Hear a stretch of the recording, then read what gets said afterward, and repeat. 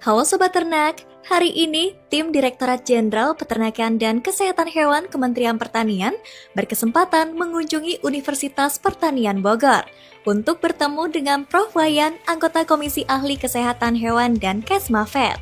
Kami akan membahas isu penting terkait kebijakan impor sapi ke Indonesia. Bagaimana pandangannya sebagai pakar di bidang ini? Yuk kita simak selengkapnya dalam wawancara berikut ini.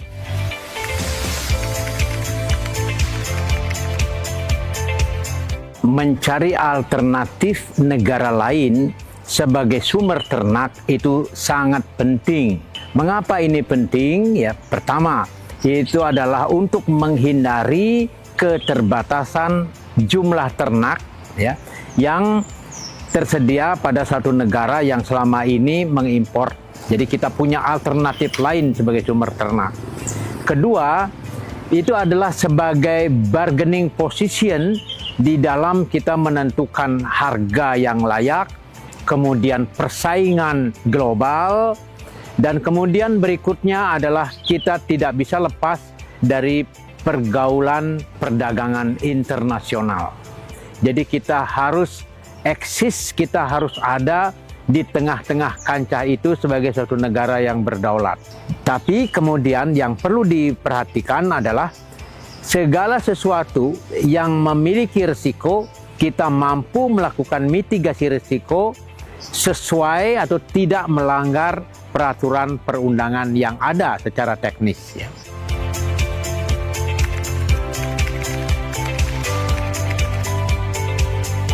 Importasi ternak dari negara Brazil itu tidak bertentangan dengan peraturan perundangan yang ada di Indonesia.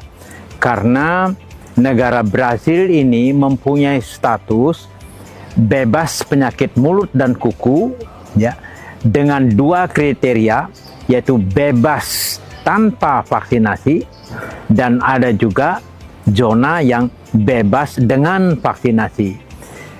Berkaitan dengan itu, karena kita ini adalah negara yang sudah endemik terhadap PMK ya, dan kemudian kita mempunyai juga pembagian kriteria. Ada yang namanya daerah hijau, masih dinyatakan tidak ada kasus PMK. Kemudian ada juga daerah pemberantasan yang kita kriteriakan dengan merah. Ya. Nah, kalau seandainya kita melakukan importasi ternak dari Brazil, khususnya untuk daerah-daerah yang masih hijau, ya, mungkin kita bisa datangkan ternak-ternak yang berasal dari wilayah, dari zona yang bebas PMK tanpa vaksinasi. Tetapi untuk daerah-daerah yang kita masukkan ke dalam kriteria daerah pemberantasan di kita ini, ya, tentu saya menyarankan lebih baik kita mendatangkan sapi-sapi dari Brazil yang berasal dari zona bebas dengan vaksinasi.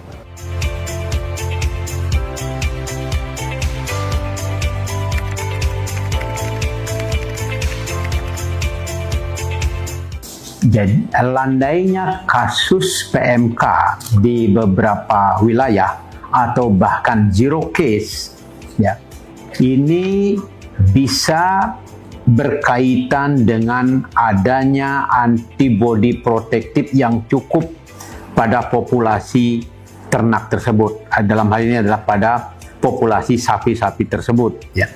Jadi sebenarnya yang penting sekali untuk diperhatikan adalah kita harus yakin bahwa semua populasi sapi yang ada di berbagai wilayah Indonesia ini memiliki cakupan titer antibodi protektif yang cukup. Ya.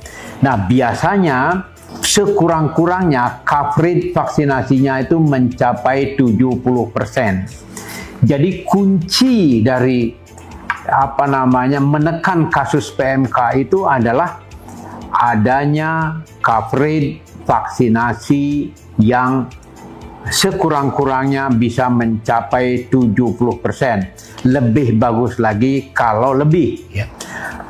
Maka dari itu, Direktorat Jenderal Peternakan dan Kesehatan Hewan telah mencanangkan dan mulai mengaplikasikan apa yang disebut dengan bulan vaksinasi.